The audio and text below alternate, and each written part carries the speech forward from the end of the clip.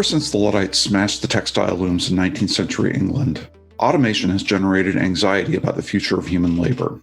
The handloom operators feared they would find themselves destitute as machines produced more and better materials at a pace human hands could never match. And the Luddites were partly right. Factories did supplant these workers, and the transition to industrialization for them and their communities was wrenching. At the same time, the increased productivity brought on by automation unleashed massive wealth creation, spurring demand for new products and the workers to make them.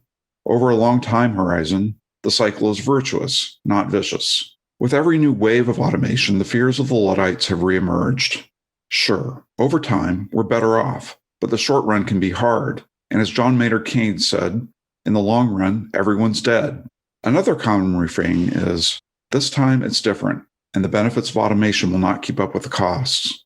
Our most recent wave of technology, driven by computers and artificial intelligence, they say, is going to fundamentally reshape and reduce the scope of human labor to the point where people will be needed less and less.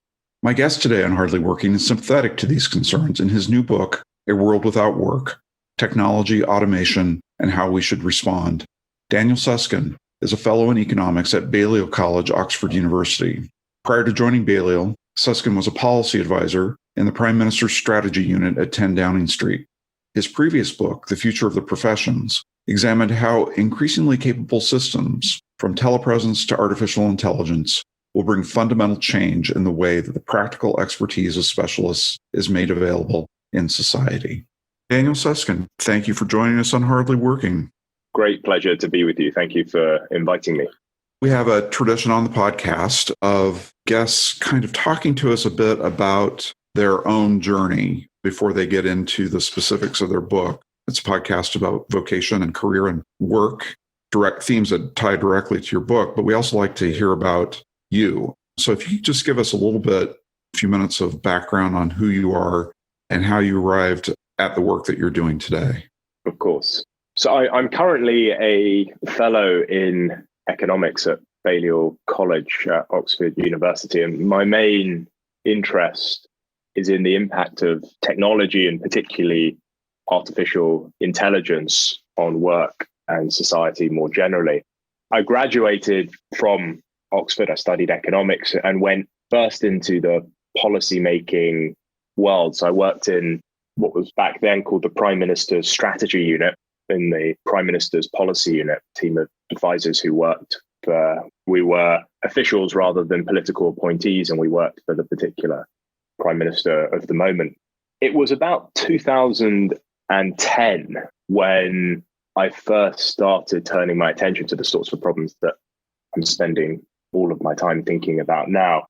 So I was working in the policy unit, and my dad, who background on him as well. I mean, in the 1980s, he wrote his doctorate on artificial intelligence and the law. So almost 40 years ago, he was trying to build systems that could solve legal problems. And he spent his career up until then thinking about how technology affected the legal profession in particular. What happened in the years leading up to 2010 was that occasionally, after talking to audiences, which would say, look, that's very interesting. What you're talking about applied equally well in our profession too. And I was in this policy unit in Downing Street working across a variety of different policy areas and with exposure to a variety of different professions. And it was clear then that significant change was in the air and that the professions appeared to face a common set of challenges. So we had this idea of joining forces to investigate the professions more generally. And the result of that was a book that was published in 2015 called The Future of the Professions, looking at how technology affected white-collar workers in particular. And it was also at that time that I did a doctorate in economics back at Balliol College, looking more formally at the impact of technological change on the labour market. And that is where I am now. After my doctorate, I joined Balliol as a fellow in economics. We want to get to your book, and I would like you to just start out by giving us the overview. Sort of what was your specific interest in writing the book, and then walk us through kind of its central insights and arguments. Every day, it seems we hear stories of systems and machines that are taking on tasks we thought until recently only human beings alone could ever do. Making medical diagnoses and driving cars, drafting legal contracts and composing music, designing buildings and writing news reports. what does all of this mean for the vast majority of us for whom our job is our main, if not our only source of income? I wrote this new book, A World Without Work, because I just felt and still feel that we aren't taking seriously enough the threat of a world where there's not enough well-paid work for everyone to do because of these remarkable technological changes that are taking place. Now, it's worth saying that anyone who picks up the book expecting an account of some dramatic technological big bang, after which everyone wakes up and finds themselves without work, they're going to be disappointed, because I don't think that's likely to happen. Work is going to remain for some time to come. What worries me in the book is something else, which is just a fear that as we move through the 21st century, that more and more people might find themselves unable to make the sorts of economic contributions to society that they might have hoped or expected to make in the 20th century. So it's a less dramatic account that I'm giving in the book, but I think no less challenging a one. And the book is about that challenge, and I think most importantly, how we ought to respond to it. Yeah, I mean, I think that's always an interesting concept and struggle around this issue of artificial intelligence, because there's this idea that, since the robots haven't shown up to kill us, all of the sort of anxiety about artificial intelligence is completely misplaced. And that's not the way it works, right? I mean, it's an organic process that unfolds over time. You address that theme in your book of, like, at one moment, this looks like an artificial intelligence, and the next moment, well, it's just baked into the environment. We don't really think about it anymore. I mean, this is exactly right. I think one of the mistakes that we make when we think about the future of work is that we tend to think about the future of work in terms of jobs. And if the unemployment rate isn't changing, then people, I think, too swiftly conclude that technological change isn't having a disruptive impact on the labor market. But one of the arguments I'm making in the book is that it's not just the quantity of work that might be affected by a change in the demand for labor, but also the quality of work. How well paid is that work? How secure is that work? How long is the working day, the working week? If we spend too long fixing our attention on unemployment figures, how many jobs have been created or destroyed, we're going to miss these subtle and more gradual changes that are taking place in other parts of the working world. So let's go into that a little bit, because I think the biggest argument against what you're saying in the book is the one that usually gets brought out by other economists, which is, look, ever since the automated looms showed up, we've been worried about the end of work. What has happened, of course, is that machines don't just displace work, they create wealth, and that wealth then drives more demand that creates more work. So why is it different this time? Yeah. And I think that any conversation about the future of work has to make that its starting point. That ever since modern economic growth began 300 odd years ago, people have suffered from periodic bursts of panic about the technologies of the time taking on people's work. And yet time and again, those worries have been misplaced. There has always been enough work for people to do, at least with respect to technology. So that has to be the starting point. And indeed, that is the starting point of the book. The reason it's different, I mean, the short answer is that our systems and machines, as I mentioned before, are just becoming increasingly capable. They are taking on more and more activities that until recently we thought only human beings alone could ever do. The sort of deeper answer is that when you look at the economic forces that have tended to increase the demand for the work of displaced workers in the past, there are reasons to think that because of the technological changes that are taking place, that those forces, we might not be able to rely upon those forces in the future. So you mentioned one example, which is that economic growth means that, if we think of the economy as a pie, the economic pie is far larger than it was 300 years ago and is going to continue to get larger. And so workers displaced from a particular corner of the economic pie can move to another part of the pie, and there'll be demand for their work there instead, because demand there is growing because of improvements in productivity and the economic growth that comes along with it. And I call this in the book the bigger pie effect. But of course, we know that in particular corners of the economy, it's certainly true that the economic pie is getting larger, but that doesn't necessarily also mean that the demand for the work of human beings is getting larger as well. So think of agriculture in the UK. The amount that sector produces has increased almost fivefold since 1860, and yet we now require about 1/10 of the number of workers to produce that far greater output. The story is the same in manufacturing in the UK too. And as I write in the book, the story is the same in the US and those sectors as well. The point being that it's not necessarily the case that more demand for goods and services doesn't necessarily mean a greater demand for the work of human beings. It's only going to be a greater demand for the work of human beings if human beings are better placed than machines to do whatever tasks it is that have to be done to produce all those goods and services. And in the world of agriculture and manufacturing, there are now systems and machines that can do those activities more efficiently than human beings. And so we haven't seen a rise in the demand for the work of human beings as the output of these different sectors has risen. And so what I'm doing in the book, in part, is trying to identify these economic forces that throughout history have meant that automation anxiety has been misplaced, and then try and explain why these technological changes that are taking place might mean that we can't rely upon those helpful economic forces in the 21st century. Again, though, I should say one distinction I make in the book, and I think it's an important one, is between two different types of technological unemployment, two different ways that people might find themselves without work. One is what I call structural technological unemployment. And here, there's just simply not enough jobs to go around, full stop.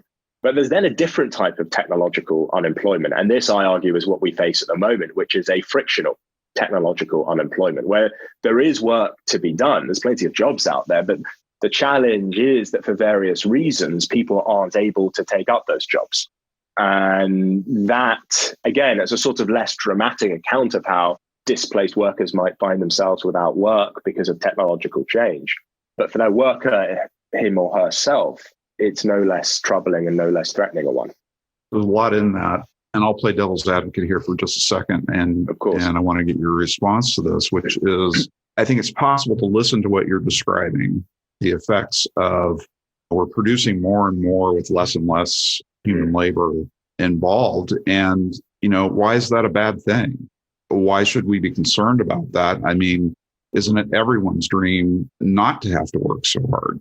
And shouldn't we welcome and embrace this? I mean, what is it that you think work does for us that we might miss if it went away? Yeah, and I think this is such an important observation. And this is why I think my book is fundamentally an optimistic one for exactly the reason that you say, which is that in the 21st century, technological progress is likely to solve the fundamental economic problem that has plagued mankind for centuries, which is how do we make the economic pie large enough for everyone to live on? Go back to the turn of the first century AD, and if you had divided the global economic pie up into equal slices for everyone in the world, most people would have got just a few $100s. And roll forward 1,000 years, roughly the same would have been true. Almost everyone lived on or around the poverty line. But over the last few hundred years, because of technological progress, economic pies around the world have exploded in size. Global GDP per head, the value of those individual slices of the pie is now about $11,000. In 35 years, it'll be double that again. 35 years, double that again. We've come very close to solving the fundamental economic problem that, as I said, has plagued mankind for centuries. In a sense, technological unemployment is, I see it as a symptom of that success, that in the 21st century, we're going to solve one problem, namely, how do we make the pie large enough for everyone to live on? But we're going to replace it with another one, which is, well, how do we share out that pie when our traditional way of doing so, paying people for the work that they do, is less effective than it might have been in the past? So my optimism is that, collectively, we're going to be more prosperous than ever before because of this technological progress. But at the same time, we're also going to face a distributional challenge of, well, how do we share out that prosperity if we can't rely upon the labor market to do it? If you look at the slice of the economic pie that many people around the world get today, it's pitiful. So I see a shift in the nature of the economic problem in the 21st century, away from this challenge of how do we make the pie large enough for everyone to live on, and towards, well, how do we slice up the pie when our traditional way of doing so through the labor market is less effective than it might have been. And that's why when people ask me, is the book a pessimistic one? I say, no, it's an optimistic one, because I think that problem, that distributional problem, is a far more attractive problem to have to grapple with than the one that haunted our ancestors for centuries, which was the problem of making the pie large enough for everyone to live on in the first place. Is there a problem underlying that, though, in terms of the role that work plays in life from your perspective? We don't just work for money. Work provides structure, provides meaning, it provides purpose. What do you make of that problem? I think it's critical. And so, part of the book is about the economic challenge, this distributional challenge. How do we share our income in society when we can't rely upon the world of work to do it? But there are other challenges that have much less to do with economics at all. And one of these is the challenge of meaning and purpose. As you say, it's often said that work is not simply a source of an income, but as a source of purpose and direction and fulfillment. And if that's right, then the threat of technological change isn't that it might just hollow out the labor market, but it's also that it might hollow out that sense of meaning and direction for many people. What I, in a sense, do in the book is say, if you take seriously this idea that we might find ourselves at some point in the 21st century in a world with less work, then it becomes less and less an issue of, the future of work, and more an issue about the sort of future of spare time. And again, part of what I'm trying to do in the book is, say that, well, actually, this relationship between work and meaning, people commonly point to, not only does it not hold for many people today, I think there's often a sort of romanticization of how much identity and purpose and meaning many people get from work, but it also hasn't held over time. There's people have had very different relationships to work, in our, short human history. And it may be possible for people to find meaning and purpose and fulfillment elsewhere. So I think this question of meaning is really very important. And in the pandemic that we, find ourselves in at the moment, we've caught a glimpse of this, I think.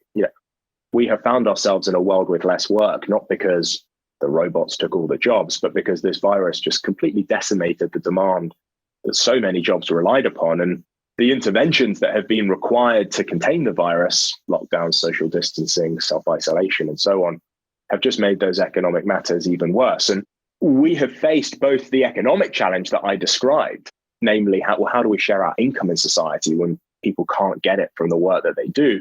But we've also faced this challenge of meaning and purpose. I found it very interesting looking at the kind of public commentary and debate and discussion over the last few months, how much time has been taken by these issues of how to best spend our time in the kind of enforced idleness that many of us have found ourselves in under lockdown. And my general conclusion is that while I think collectively we have a good sense of what gainful employment looks like, I don't think we have a good sense of what gainful unemployment looks like. And that's one of the challenges that I anticipate in the book. And I think during the pandemic, we've, in a sense, caught a sort of frightening glimpse of. Yeah, I think that's really true. And as we were discussing before we started recording, the situation in the United States has been different in that way.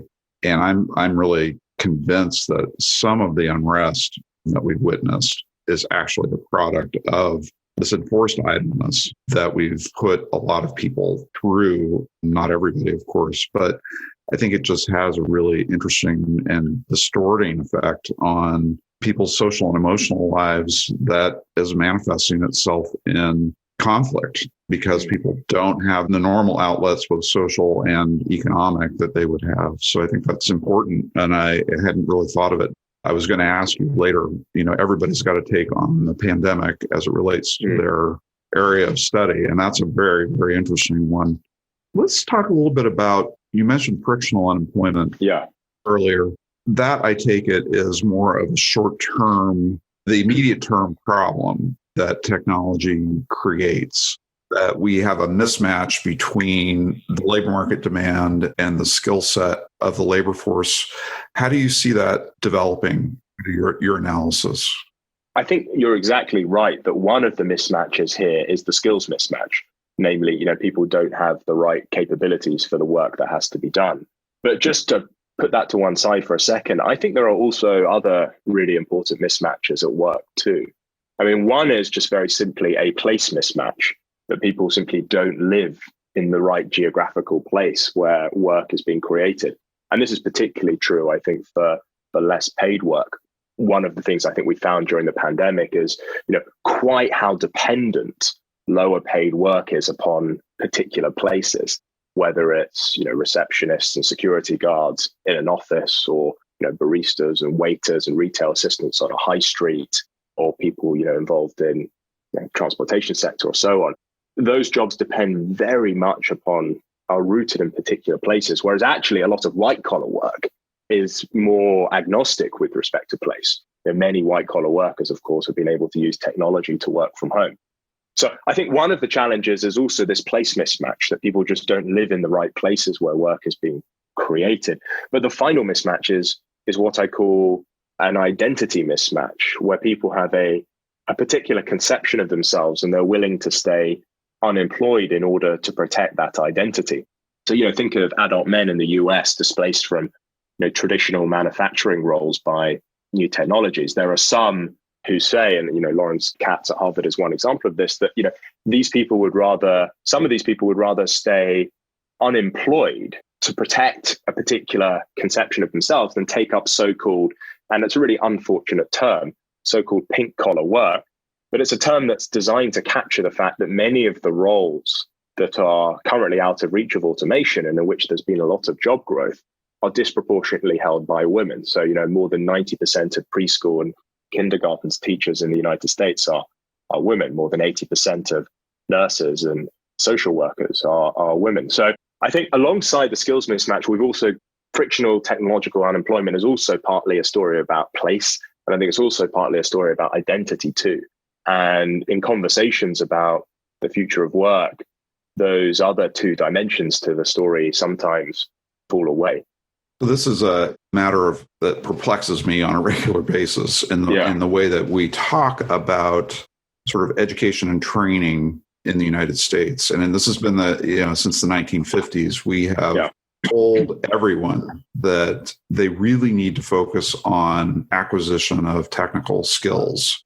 It's STEM or bust is kind of the sense. And it's everywhere you turn. And yet most of the research seems to point toward these, as you called it, pink collar, but an increasing sort of labor market return to what the economists call non-cognitive skills, the interpersonal communication, teamwork, these capacities, these human capacities.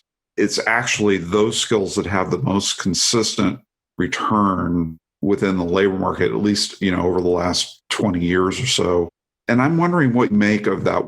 If a young person came to you and asked you for advice on how to prepare for the future, this future in which work is hard to come by, what would you tell them? Yeah, my response would, I think, reflect yours as well, which is that I'd say you have two strategies. Either you try and become the sort of person who can build these systems and machines, and that's the sort of STEM route, the person who's capable of designing and understanding and using them, or you try and compete with these systems and machines, and you try and do the sorts of things that these systems and machines cannot do. And exactly as you say, even the most capable machines can't necessarily encroach on tasks that require things like interpersonal interaction and certain types of manual dexterity, certain types of creativity, and so on.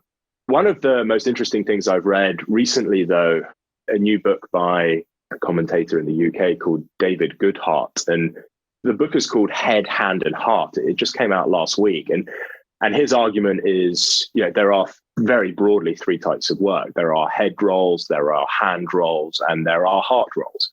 And as a society, in the spirit in which you're saying, we have tended to put too much emphasis on head roles, and we tended to suggest to many people that the pursuit of head roles is the way to go. And he's interested in it less from the economic point of view, but more from a sort of moral point of view, that one of the consequences of that emphasis has been that a lot of the esteem and a lot of status has sort of drifted towards cognitive roles.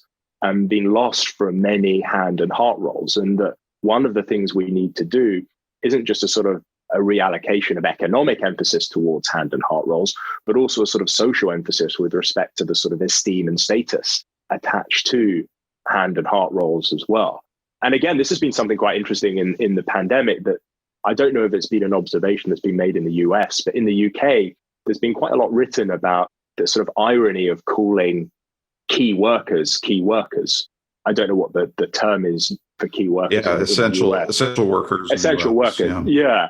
Just many people have noted the sort of mismatch between, the social value of what many of these key workers do and the sort of market value that they receive. And these sorts of mismatches in esteem and status and pay with respect to hand and heart roles relative to head roles, I think is something that is very important. And again, I don't just think it, increasingly, I think it's not just about the economics here. It's also about what roles as a society we attach status and esteem and respect to. And his argument is that it's changed a great deal over the 20th century and we need to start rebalancing. And, there are elements of that argument that I find, quite compelling. Yeah, I think that it's fascinating. I'll have to pick that up and have a chat with him as well, because that's really a key issue for me. I noted that in the presidential campaign here, Vice President Biden has proposed a rather significant investment in what he calls the caring economy of building up the capacity for, things like childcare and elder care and things like that. And I wondered when I heard him roll that out, whether this is both kind of it's addressing a real need in society, but it's also a way of kind of framing this longer term question around how we esteem these things, how we value them, and how we compensate for them as well. Let's shift to some of the specific issues relating to artificial intelligence. You talk about AI, artificial intelligence, and algorithms as being a different kind of intelligence from human intelligence. I'd like you to talk about that. So the book is as much about artificial intelligence, really, and sort of technology as it is about economics. I'm really fascinated by the history of artificial intelligence and what's happened in the field that means that the current capabilities of machines and likely capabilities of machines in the future mean that, as we were talking about before, the impact on the labor market is likely to be quite different from what we've seen. I imagine if I was being true to myself, I'd say these systems it's not that they are intelligent in a different way. I'd say that they're not intelligent at all, or at least intelligent in the way that we tend to think of the word intelligent. I'd say that they are very capable, but they're not intelligent. Now, let me explain what I mean by that. For a long time in the field of artificial intelligence, the view was that if you wanted to get a system or machine to outperform a human being, you had to sit down with a human being, get them to articulate how it was they solved any particular problem. And then you had to try and capture that human explanation in a set of instructions or rules for a machine to follow. There was a sense in which these systems and machines had to copy human beings if they were to outperform them. Now, I know this because, as I said at the start, my dad was part of the vanguard in artificial intelligence. When he was designing that system, which was intending to solve, when he was designing systems trying to solve legal problems, his view was that you had to sit down with a lawyer, get them to explain to you how it was they solved a problem, and then try and capture that in a set of instructions for a system to follow. That machine capabilities had to, in a sense, ride on the coattails of human intelligence. Now, the great issue here was that for many tasks and activities, if you sat down with a human being and said, look, tell me how it is that you do what you do, people would struggle. They'd say things, they might be able to give you a few rules of thumb, but ultimately they'd say things like it requires, judgment, intuition, experience. They couldn't necessarily articulate how they did a particular task. And so it was thought those tasks would be very hard to automate. If a human being can't tell you the rules that they follow, where on earth do we begin in writing a set of instructions for a machine to follow? And this view of how machine capability, I argue in the book, is responsible for the view of machine capabilities that has been dominant in economics for some time, namely this routine versus non-routine distinction, that machines can perform routine tasks, but cannot perform non-routine tasks. Why did economists make that distinction? Well, the definition of routine in the minds of economists were tasks that human beings can articulate how they perform them. And non-routine tasks were those that human beings could not articulate themselves for. Now, of course, what we've seen over the last few years is increasingly lots of non-routine tasks have been automated. What are the tasks of driving a car, making a medical diagnosis, and identifying a bird at a fleeting glimpse have in common? Well, these are all tasks that, again, until recently, many leading economists thought couldn't readily be automated. And yet today, to some extent, all of them can be. Almost all major car manufacturers have driverless car programs. There are countless systems that can make medical diagnosis. And there's even an app developed by the Cornell Laboratory of Ornithology that if you give it a photo of a bird, it can tell you what it is at a fleeting glimpse. Now, the issue here, why were economists wrong? It wasn't just a case of bad luck. It was that old view of machine capabilities, that they had to be rooted in some sense in human intelligence and the rules and reasoning that we follow. That turned out to be a mistake. They take medical diagnosis. A team of researchers at Stanford recently announced the development of a system that if you give it a photo of a freckle, it will tell you as accurately as leading dermatologists whether or not that freckle is cancerous. How does it work? It's not trying to copy the rules that a human doctor might follow. It's got a database of about 130,000 past cases, and it's running what's essentially a pattern recognition algorithm through those cases. They're hunting for similarities between them and the particular photo of the troubling lesion in question. It's performing the task in an unhuman way, based on the analysis of more possible cases than any human doctor could hope to review in their lifetime.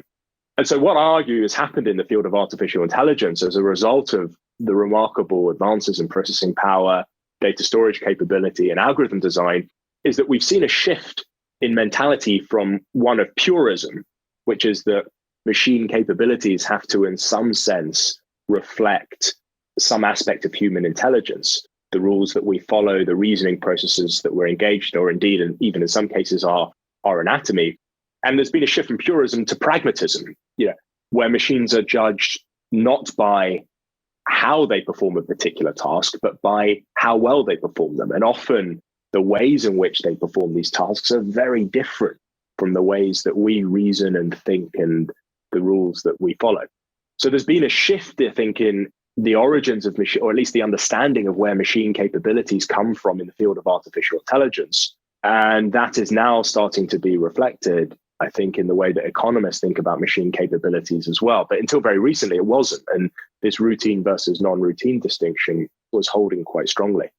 So this takes me to an issue, the question of recursive self-improvement in these AI systems and their ability not just to learn, but to sort of adapt and change. This is where some of the scary stuff finds its home, I think, when we talk about artificial intelligence. Where are we in developing algorithms that are able to sort of change themselves as they respond to changing data sets or environment? I mean, I think that's an important feature of many of the most capable systems today, that it's not a mistake that many of these are called machine learning systems, because they are learning both from past data provided from human experience, but also from their own experience as well. They're continually revising and updating. I should say that you use the word scary, and I think there's an important point to make here, which is that there's often, I think, too much attention is given to issues of whether or not we're close to building, a super intelligence or an artificial general intelligence. What do I mean by those things? Well, whether or not we're getting close to building a system that can perform lots of different tasks and activities to the same sort of standard or higher than a human being. And I think this is a bit of a distraction. What actually matters is not having one system or machine that can perform lots of tasks and activities, but just having lots of different machines, which may be, not particularly super intelligent and will not be artificially generally intelligent. They'll be artificially narrowly intelligent, but they're able to perform each of these individual tasks, each of these machines, to a very high standard. We don't need conscious machines or intelligent machines or thinking machines to have very capable machines, albeit in narrow domains. And I worry sometimes that our focus on these more dramatic or scary stories about all powerful, all capable individual systems and machines distracts us from the really dramatic impact that lots of narrowly capable systems and machines can have on the work that we do. So I want to start closing us out here now. I want to return to some of the economics of this. You've got a line in the book, which I found particularly intriguing, which was today's inequality signals tomorrow's technological unemployment. Can you unpack that for us? Yeah. It's written in part in response to those who think that technological unemployment is a sort of distant threat dreamed up by sort of shock-haired economists that people don't have to really worry about today. And I think this is a great mistake. I don't think it's a coincidence that today worries about inequality are intensifying at exactly the same time that worries about automation are growing. The two problems are very closely related, in my view. And this is really one of the core arguments of the book. Today, the labor market is the main way that we share out income in society. For most people, their job is their main, if not their only, source of income. The inequalities that we see around us today show that this approach is, in my view, already creaking. Some people get far more in the labor market for their efforts than others. Now, technological unemployment, in my view, is simply a more extreme version of that very same story, but one where some workers receive nothing at all. And so, in a sense, I see today's inequalities as a kind of birth pangs of tomorrow's technological unemployment. The two problems are, technological unemployment is just, as I said, a more extreme version of what we already see unfolding today. Yeah, that's a very disheartening prospect, right? I mean, it's this idea that we actually see the labor market value of some labor dropping to zero.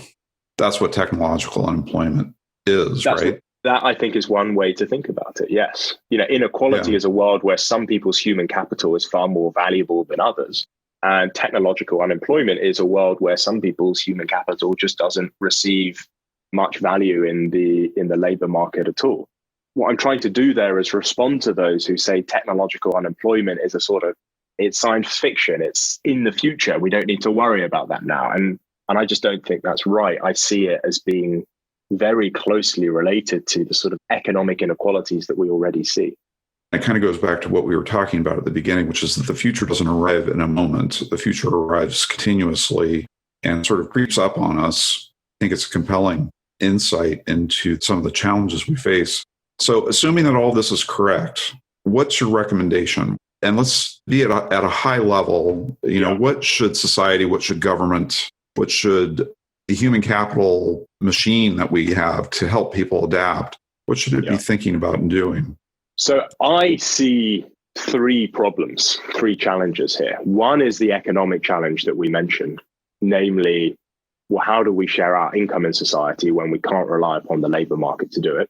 The other challenge we've spoken about, this issue of meaning and purpose. And what do we do in a world where work might no longer sit at the center of some people's lives? But a third challenge, which we haven't actually spoken about today, but I think is part of this same story, is what we do about the growing power, and in particular, the growing political power of large technologies companies who are responsible for developing these technologies in the first place. I think most people's attention, though, tends to focus on that first economic challenge. And let me just, at a high level, explain how I think we ought to respond to it. I mean, what I argue in the book is that if we cannot rely upon the labor market to share our income in society, then we need some other mechanism. And it seems to me that the only reliable mechanism to do that is the state. And I call this in the book the big state. Now, the key thing here, though, is that this is not the big state of the 20th century. This is not teams of smart people sitting in central government offices with blueprints trying to command and control economic affairs. The 20th century was a pilot scheme in that sort of setup, and we know it does not work. What I have in mind here is not a big state of production, but it's a big state of distribution. It's a big state that has to take a larger role in sharing our income in society. And, you mentioned how people have taken to seeing the problems that preoccupied them through the lens of the pandemic. But I think the pandemic has been quite an interesting case study here, because we have faced this exact same challenge. The labor market in many parts of the economy broke down, and people couldn't rely upon it to get an income through no fault of their own.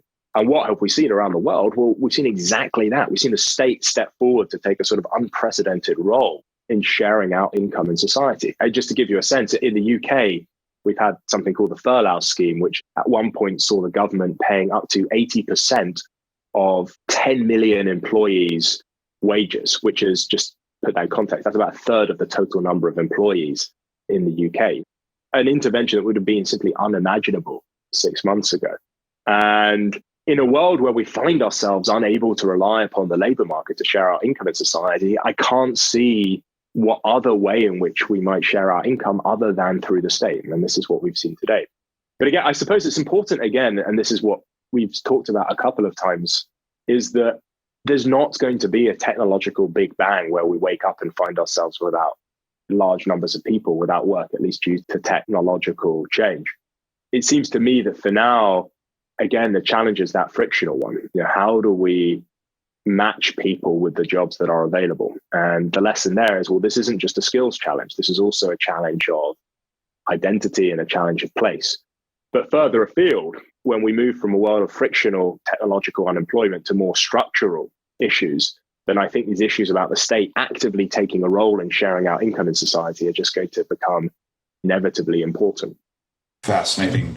I want to explore this idea further about how the pandemic has given us a preview, potentially given us a preview of what might be in store later on. I mean, it hasn't been a technological big bang, but it's kind of mimicked that big bang in terms of what we might see in terms of the way governments and societies respond to the stresses and strains that are imposed by the world without work that you talk about in your books.